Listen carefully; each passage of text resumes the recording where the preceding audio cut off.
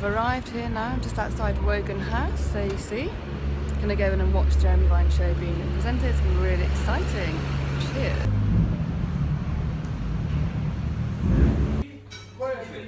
Hello, so here I am in Wogan House, just to wait to be taken upstairs. I'm gonna pan around. Guy who works for Decca Records. What's your name? Ollie. Ollie. So he's interning for Decca Records. Done a few pictures for me, thank you, Ollie. And then here's the reception. There you are. So I've just heard Jeremy on the speakers, Jeremy Vine. And I'm looking forward to meeting the man himself, because I've always wanted to come, because I love listening to the show. So over and out. Don't know who's just joined.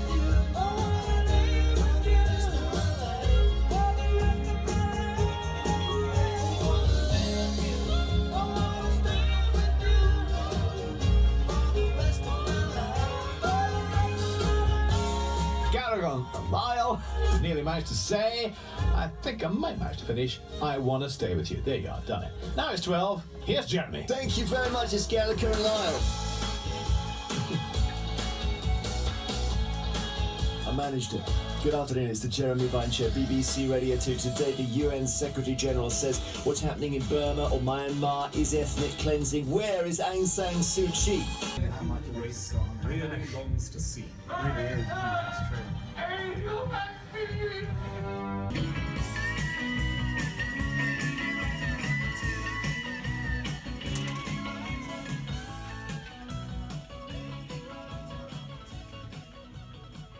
Dire Straits on BBC Radio 2, and it is time to talk about what makes us human. Really excited to meet this next guest, Russian political activist, a member of the anti-Putin punk rockers Pussy Riot. She was arrested in 2012 for performing a song called Punk Prayer inside Moscow's Cathedral of Christ the Saviour. It was taken very, very seriously by the Putin regime. She was charged with hooliganism motivated by religious hatred, and then spent almost 2 years in a brutal Russian prison, including 11 days on hunger strike. Maria Alyokina is here to tell us what she thinks makes us human. Radio 2 asks the question, what makes us human? The life of a person starts with the birth and ends with death. If you just obey the rules and don't ask questions, if you are denying yourself the will to change, are you sure that you are still alive? If you stop trying, searching, and fighting, then you're set on automatic control. If a machine makes a mistake, then it's broken. But humans learn about life through their mistakes. To the M62 now westbound, the bump between 35 and 34, Langham, the M18 to Selby and Doncaster is still there. So westbound, you've still got 2 lanes shut, causing...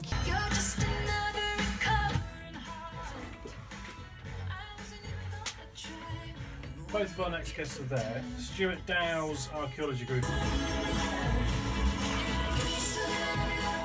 Time and a little of your love. Stacking or balancing stones is a growing craze among some lovers of the outdoors. These precarious, gravity-defying sculptures are becoming a familiar sight on mountains and riversides and beaches. You go out, your sort of therapeutic thing to do, to stack stones on top of each other. What would be wrong with that?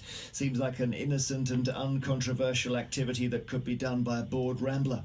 But following a number of complaints about stone stacking at historic hilltops on Bodmin Moor in Cornwall, Historic England has got involved, and it says enthusiasts must stop it. Scores of balanced stones have appeared on an early Neolithic site called Stowe's Pound. It's 6,000 years old. It's classified as a scheduled ancient monument, meaning it can't be. Know that. Radio 2 online, on digital radio and on 88 to 91 FM. Cheers, mate. Cheers, my heart. BBC News at 2 o'clock. This is just...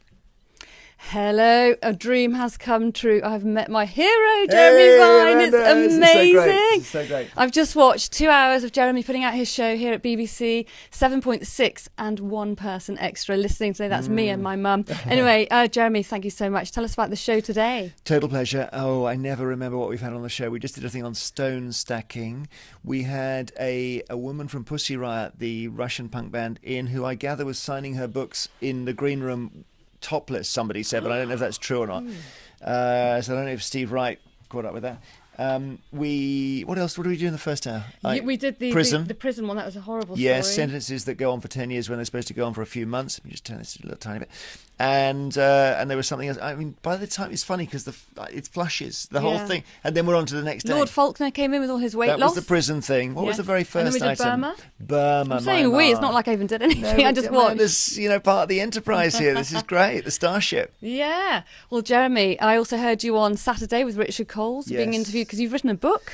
I have. I wish I had a copy to flash around. My book is called What I Learned. It came about because I realised I'd taken 25,000 calls in this studio, and I should ask myself. Not mine yet. No. Well, have you not rung in? Well, I've tweeted you, Jeremy. Oh, right. Have I read it out or not? Sadly, no. But now you're going to see my name. I'm going to be on top of your list. Yeah, that's true.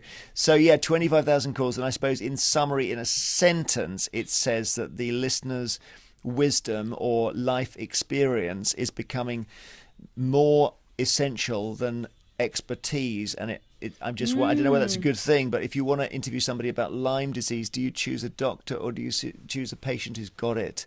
Because we're so tooled up with information now that expertise or experience is a form of expertise almost. I'm trying to get my head around it. So my analogy is you've got astronomers and astronauts. We used to always ask astronomers about space because they got telescopes. Now we ask astronauts because they've actually walked on the moon.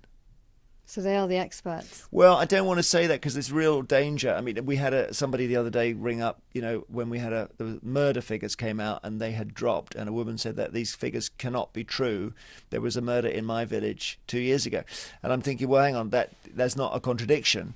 So once you go for the first person account, it's quite dangerous actually. But I think increasingly we're in this world, what I call iPower, where everything revolves around everything revolves around us. Yeah. And you can decide that if the world is flat, it's flat, and obviously that's a bit worrying. And then we get Trump and we get Brexit and we get these senses that we're getting surprised the whole time. It's no longer top down. It's not experts. And even in this studio, I am the listener. I'm the one who they have the news. The audience has the news. I'm the listener. Isn't that amazing? Yes. It's completely changed. I love. You did something the other day about little microscopic cameras on bees. I mean, you cover such amazing stories. So it's always a pleasure to listen, and I'm always in the car and I'm turning up Jeremy Vine. So to be with him is amazing. So Jeremy, thank you. And you're about to go and record something, and then it's Eggheads tonight. Do you know yes, Eggheads is on, but that's recorded obviously from a few months ago. I'm actually about to do Points of View, which is a 55-year-old program where we basically say ring us if you hate our shows. And it's such a BBC thing, and people ring up and they don't like, the coverage of Songs of Praise or the Mastermind or whatever, and they got the usual complaints about sound, and it's something a bit joyful. Oh, look, we've got some messages here. Wow, get you, says Ruth Goodwin. Woo, woo. Carol Alarcon. She's from Peru. My husband's Peruvian, so it's hola, buenos días de Peru. Hola, ¿qué tal? Hola, buenos días, Peru. Hey, Joanna. Hi, Joe. This is good. It's happening. Yes, it's been awesome being here. I help people get into the press, and so meeting you, maybe we can get them one step further. Yeah, well, I think you do a great job because people it's a new environment with social media, and trying to work out how to spread messages and all that is very necessary. I was talking to somebody 10 years ago, but it was a water company, and they said they just had a fax machine in their press office, and I thought it's unbelievable how behind some people are, And how we're all reporting with our iPhones, which is also the I. What did you just call it a minute ago? Well, iPower is about how we think the world revolves around us, but that's yes, but then of course such powerful first-person stories now. They're amazing. They go around the world. It's amazing. In an instant. Well, Jeremy, thank you so much. Thanks, been awesome. We're going to do a little selfie now because I did ojalá. I did wish it was going to happen, inshallah. So thank you everybody for joining. Again, thank you, Jeremy. Adios. Thank you. Adios.